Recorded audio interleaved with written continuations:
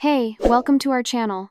Make sure to subscribe and turn on the bell so you never miss our latest content. For 20 years, I had lived under the same roof with Eliza, believing I had already written all the chapters of my life. I had followed the blueprint meticulously. Marry young, work hard, build a foundation of unshakable stability. Our house in the suburbs, a handsome two-story colonial, was the physical proof of that success. The joint bank account was healthy, the retirement funds were growing, and our marriage, from any outside perspective, was a fortress. I, Julian, was a man who had done everything right. But time is a silent architect, and it redesigns everything, whether you're paying attention or not. The unspoken tragedy of our marriage, the constant, failing attempt to have children, had become an invisible wound. It was a grief that had no funeral, a loss that had no name. Each negative pregnancy test, each sterile doctor's office, each cycle of hope that inevitably crashed into disappointment, carved subtle fissures between Eliza and me. Instead of using words to bridge those cracks, we filled them with a comfortable, suffocating silence. We thought we were protecting each other, but we were really just building separate, lonely islands. My island was built on routine. It was my defense mechanism, my fortress within the fortress. I would leave my job as a financial analyst at precisely 5:15 p.m., navigate the familiar traffic, and pull into the garage at 6 p.m. I would walk into the kitchen, where Eliza would be preparing dinner. We would exchange a perfunctory kiss, a ghost of the passion we once shared. We'd eat at the polished mahogany table, the clinking of our silverware often the loudest sound in the room. Then, the television would come on, its blue light washing over us as we sat on the couch, close in proximity, but miles apart in spirit. By 10:30 p.m., we were in bed. Good night. Sleep. Repeat. The grand project of building a life together had slowly, imperceptibly, devolved into the mundane maintenance of a structure that no longer felt like home. Eliza, on the other hand, seemed to be fighting against the stillness. Her restlessness was a quiet hum beneath the surface of our lives. She never complained, never raised her voice, but her actions spoke of a deep-seated need for motion. She joined a book club, then a pottery class, then a yoga studio. Her social circle expanded, filled with names I barely registered. I saw it all, but I interpreted it through the lens of my own complacency.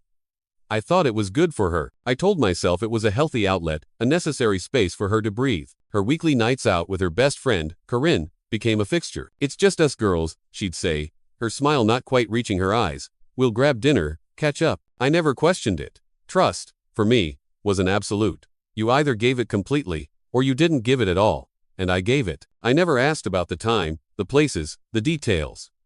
I believed that real love didn't require surveillance, it required space. And Eliza seemed to need more and more of that space. What I failed to realize was that our relationship had lost all its color and nuance. It was a black and white film playing on a loop. We still respected each other, we still shared the same bed, we still exchanged good mornings and good nights, but it was all protocol. The curiosity was gone. The element of surprise had vanished. I had stopped truly seeing her. She'd get a new haircut, the style shorter and more daring, and I wouldn't notice for days. She'd buy a new dress, a vibrant red that was a departure from her usual muted tones, and I'd offer a distracted, "That's nice." She changed her perfume from a soft lavender to something more musky and exotic, and the scent barely registered in my consciousness. I had become a passive observer of a life I once built with my own two hands. I had convinced myself that stability was the ultimate prize, that the absence of conflict was the definition of peace. But in reality, it wasn't peace. It was just an echo.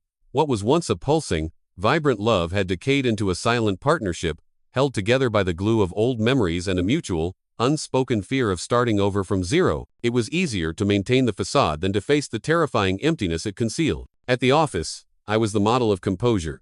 Methodical, competent, discreet. I managed portfolios worth millions with a steady hand. My colleagues saw me as a man who had it all figured out. "Look at Julian," I once overheard a junior analyst say. 20 years married, no drama, always calm. That's the life. They admired my posture and what they perceived as my peaceful existence. If only they knew that what they saw as peace was actually a kind of self-induced anesthesia. I no longer dreamed the way I used to. I had quietly accepted that being an adult meant surrendering certain desires, packaging them up, and storing them in an attic you never visit. Eliza still talked about her dreams, though.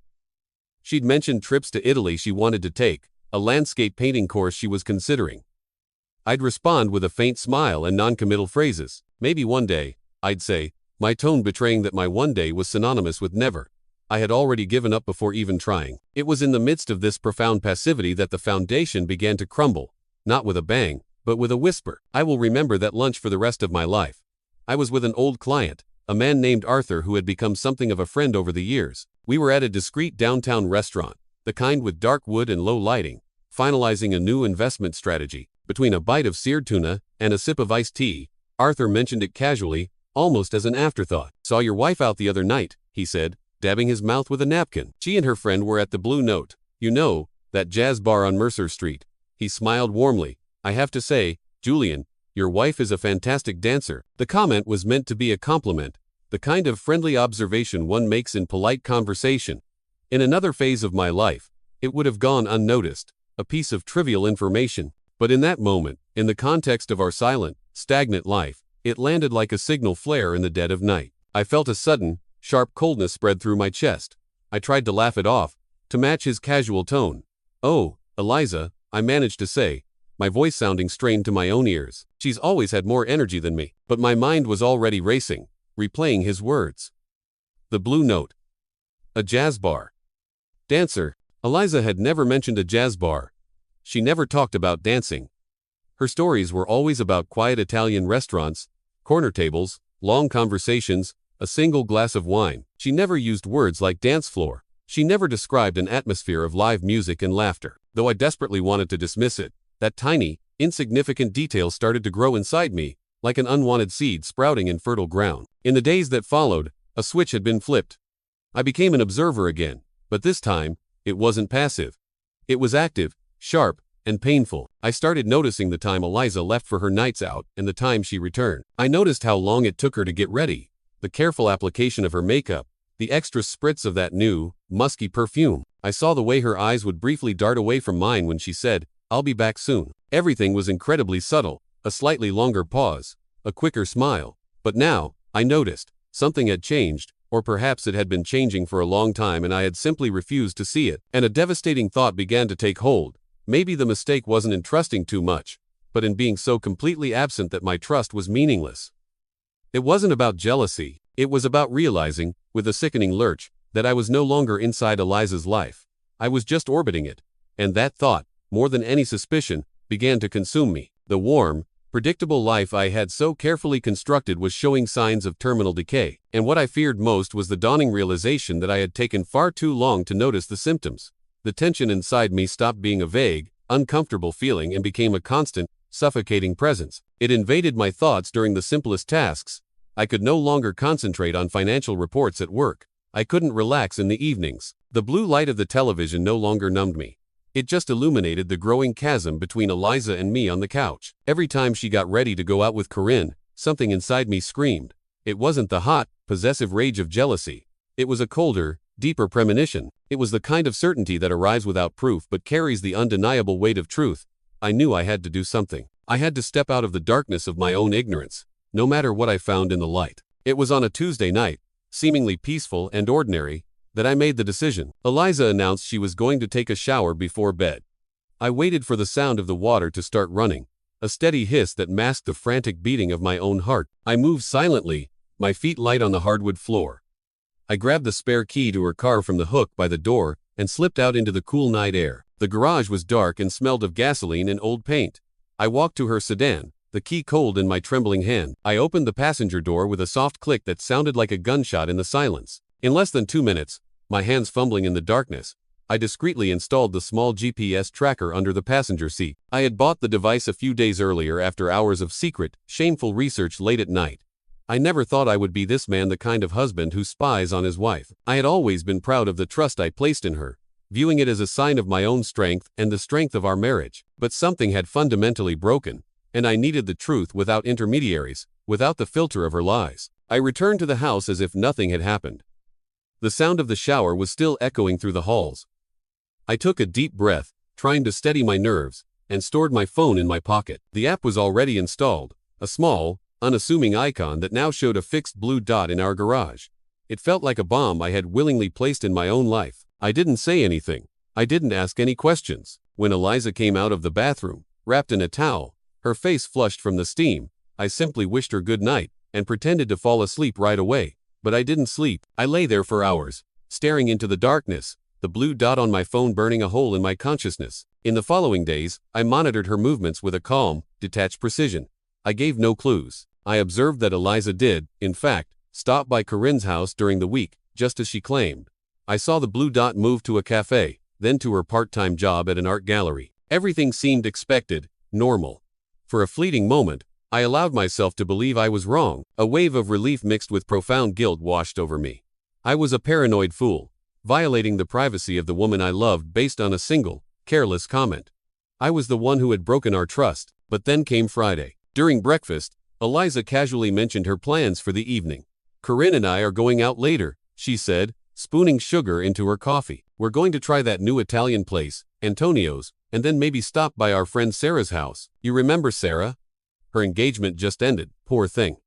She could use some cheering up." The story came out smoothly, perfectly rehearsed. It was detailed, plausible, and filled with just the right amount of casual empathy. The old me, the blissfully ignorant Julian, would have nodded along without a second thought, but the new me, the man with a spy in his pocket, felt a chill run down his spine. I feigned distraction, pretending to be engrossed in the morning paper. "Sounds nice," I said, my voice carefully neutral. "You two have fun. Don't let me hold you back."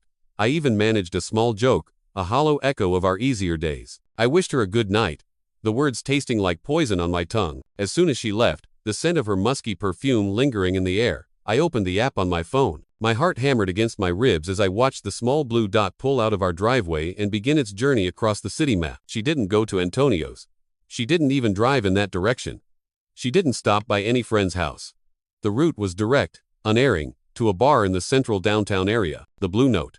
The same place Arthur had mentioned. It was known for its live music, a laid-back atmosphere, and, as I now knew from my own frantic online searches, a crowd that was looking for fun without much commitment. The GPS showed her car parked there. The blue dot stopped moving. Without thinking, I was on my feet. I threw on the first clothes I saw, a pair of old jeans and a dark sweater. I grabbed my wallet and keys and left the house, the front door slamming shut behind me with a finality that felt symbolic. When I arrived, I recognized her silver sedan parked under a flickering street lamp.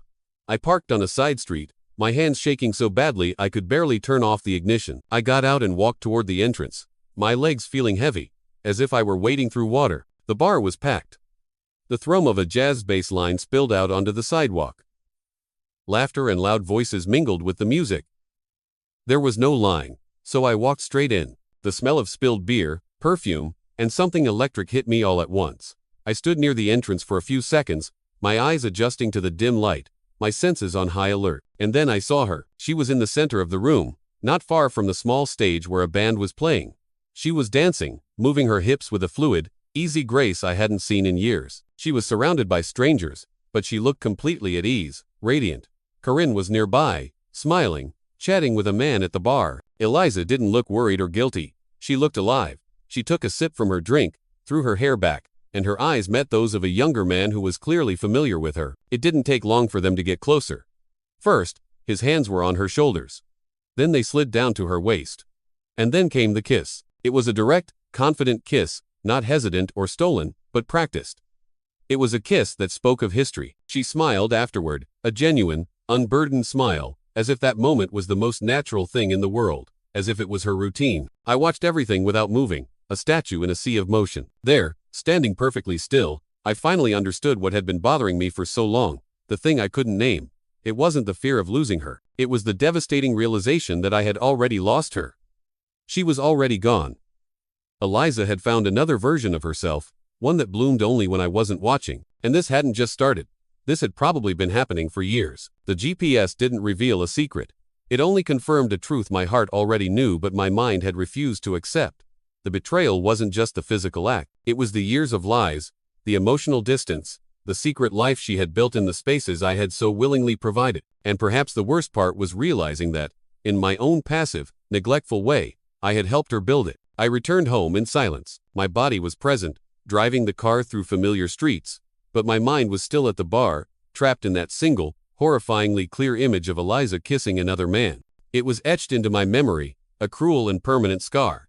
During the drive, I mentally rehearsed the words I would use, the tone I should keep. I was determined not to lose myself in chaos, not to let 20 years of shared history end in a screaming match. Inside, my chest was on fire, yet I forced myself to breathe deeply, as if trying to delay the inevitable for just a few more minutes. When I parked in the garage, I stayed inside the car for a long time, just looking at the house where I had lived half my life next to a woman who now felt like a stranger. I finally went inside, washed my face with cold water, and sat on the couch in the living room.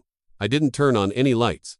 I just waited in the dark. The clock on the mantel ticked slowly, each second amplifying the crushing weight of that night. When I heard the sound of her key in the door, I knew the moment had come. Eliza entered, a smile on her face, the same expression she wore on so many other Friday nights. She slipped off her shoes, humming along to a song I didn't recognize. "The dinner was great," she commented, walking toward the kitchen. "Sarah is doing much better. Corinne left early. She was exhausted." She spoke so naturally, without a hint of suspicion. I observed every word, every gesture, without responding. When she finally noticed my silence, she hesitated. She turned from the refrigerator, her smile faltering. "Julian, is everything okay?" And then I asked the only question that really mattered. "Are you still happy here, Eliza?" She froze. Her smile vanished completely. She stood motionless for a few seconds, her mind clearly racing to understand the meaning behind my question. Then she looked down at the floor and murmured something. "Why are you asking me that?" I continued to stare, my gaze calm and direct. "I'm asking you to be honest." I repeated the question, my voice low but firm. "Are you happy?" This time she sat down on the armchair across from me, pulling her arms around herself as if she were suddenly cold. "Yes," she whispered. "Of course. I love you. I always have.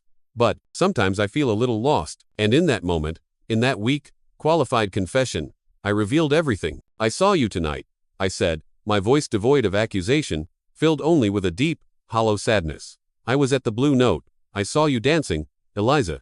I saw you kissing him. Those outings, they weren't quiet dinners with Corinne, were they?" The confession fell into the silent room like a physical blow. Eliza turned pale, her mouth opening slightly, but no sound came out. She tried to justify it, to say it was a mistake, a meaningless moment, that she had too much to drink. But every word seemed to dig the hole between us deeper. I listened, but I didn't react. It was as if I already knew everything she was going to say before she said it. When she started crying, saying she was confused, that she had felt alone for years, that she just needed to feel alive again, I just remained silent. I listened carefully, but without any intention of trying to fix it. This wasn't something that could be fixed. I felt so ignored, she sobbed, the words tumbling out now. "I tried, Julian. I tried to revive us, but you always seemed so busy with work, with your routine. You were here, but you weren't here." She said she didn't seek it out, that it just happened, that she never wanted to destroy what we had, but she didn't know what she was trying to hold on to anymore. When she finished, I finally spoke. My voice was calm, resigned. "I know you've been drifting away for a long time," I said, "and I know my part in it. I acknowledge my mistakes. I regret closing myself off, becoming so predictable. I was present in body, but absent in soul." I paused, taking a breath. "Deep down, I think I was always afraid of losing you. But the fear turned into paralysis, and while I thought I was protecting what we had, you were suffocating." The silence that followed stretched between us, heavy with 20 years of unspoken truths. It was as if we both knew, in that moment, that nothing would ever be the same again. "I don't see the point in continuing this," I said finally, the words tasting like finality. "Pretending we're still the people we were when we started. Despite the affection, the respect, and the history, the love is gone.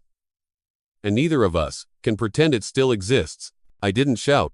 I didn't demand more justifications. I simply made it clear that I understood, and that although it was unbearably painful, the end was the only possible path to reclaim whatever dignity remained between us. Eliza cried silently. She didn't beg for forgiveness.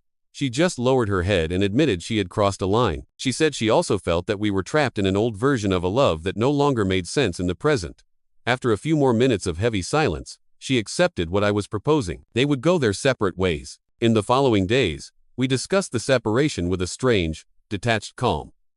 We divided our practical responsibilities with the same respect that had always existed on the surface of our marriage. Eliza packed her things and moved in with her sister. The divorce was handled without arguments, a quiet, orderly dismantling of a life. The house stayed with me. The final documents were signed with a handshake and a long look that said more than any words could. The wound was wide open, but in its rawness, there was a strange kind of peace. The peace of someone who, for the first time in years, had finally had an honest conversation. The peace of understanding that love doesn't always end in screams, but often in silence, and that sometimes, respecting the other person's pain enough to let them go is the only act of love left to give. Months passed. The house, now silent and untouched, still carried the echoes of a long story, but I no longer felt the oppressive weight of Eliza's absence. Slowly, painfully, I began to let go of the automatic habits, the memories that used to suffocate me in the quiet moments. I stopped making coffee for 2 people in the morning. I stopped worrying about the time someone else would arrive home for dinner. For the first time in a very long time, I looked at myself honestly, without the filter of being a husband or part of a couple. I realized my entire identity had become tied to a role that no longer existed. I had become someone who accepted stability as a synonym for happiness. But that wasn't life. It was just maintenance. The real wake-up call came during a routine physical. My doctor, a kind man in his 60s, frowned as he looked over my test results. "Julian," he said, his tone serious, "your cholesterol is high, and your blood pressure is creeping up. Your sedentary lifestyle is catching up with you. The stress levels here are concerning." His words struck me directly. I had spent so much time managing financial portfolios and maintaining a house that I had completely neglected to manage myself. It was on that day that I decided to do something different, something for me. On impulse, I signed up for a membership at a gym in the neighborhood. I wasn't driven by enthusiasm. I wasn't looking for a new body. I just wanted to prove to myself that I was still capable of caring for something, and that something was me. The first few days were uncomfortable. I felt old, out of place, surrounded by younger, fitter people. I was filled with comparison and doubt, but at the same time, there was a freeing sense of anonymity there. No one knew my name, my story, my failures. No one expected anything from me. I was just one more person among many, trying to start over, one painful repetition at a time. It was in the 3rd week that I first noticed her. Her name was Nora. She always wore earphones, lost in her own world, and barely spoke to anyone. But there was something about the way she would occasionally laugh to herself while looking at her phone between sets that caught my attention. It was a genuine, unguarded laugh. One morning, while we were on adjacent treadmills, a technical problem with her machine led to a casual comment. She muttered a curse under her breath, and I, surprising myself, made a simple joke about the machines having a mind of their own. We ended up laughing together. From then on, the encounters became more frequent. A simple hello turned into brief conversations between exercises. Soon, we started grabbing coffee at the small cafe next door after our workouts. The conversation flowed naturally, effortlessly. Nora was 30, a nurse who had recently come out of a difficult, long-term relationship. She had a light, vibrant energy, but her gaze was firm, the look of someone who had been through her own battles. The most curious thing was that she didn't ask too many questions about my past, and for the first time, I didn't feel the need to explain or justify myself. Our connection developed subtly but intensely. There were no exaggerated declarations of passion or grand, sweeping promises. There was simply sincerity in the small gestures, in the respected silences, in the way she listened when I spoke. I was rediscovering myself, and with Nora, I didn't feel judged for my past failures. We met in a moment of mutual reconstruction, each of us carrying our own scars, but without the desire to hide them. I was relearning how to look someone in the eyes without flinching, how to listen without rushing to a conclusion, how to touch without fear, and perhaps most importantly, I learned to receive attention without suspicion, and to return affection without feeling like I was doing something wrong. 6 months after that first coffee, our easy friendship had blossomed into something deeper, something I hadn't allowed myself to hope for. It was a quiet love, built not on the grand illusions of youth, but on the sturdy ground of shared experience and mutual respect. It was an ordinary Sunday. We were sitting at a small table at the cafe after a light workout, the sun streaming through the window. Nora seemed a bit nervous, fidgeting with her coffee cup. She took a deep breath. "Julian," she began, her voice a little unsteady, "I need to talk to you about something." She reached into her purse and pulled out a small, white plastic stick.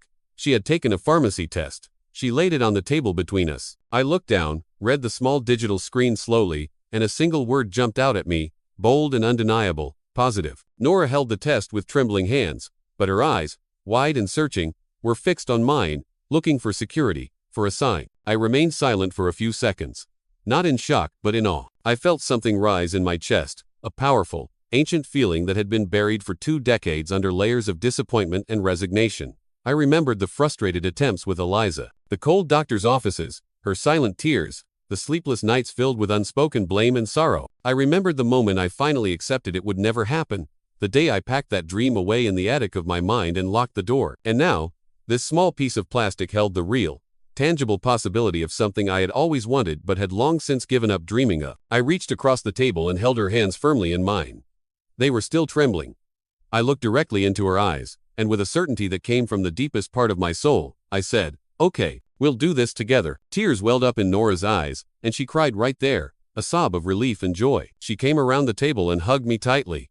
I didn't need time to think. That decision had already been made inside me, a long time ago. It was as if life, in its strange and unpredictable way, had waited for the right moment, for the right person, to give me what I had always desired. For the first time in so many years, I felt I was exactly where I needed to be. And in that embrace, without rush, without the need to understand everything all at once, I allowed myself to cry, too. Not tears of pain or regret, but of overwhelming gratitude. This wasn't just a fresh start. It was life speaking clearly, telling me that there was still so much left to live for, and that even the oldest, most deeply buried dreams can be reborn when we least expect it.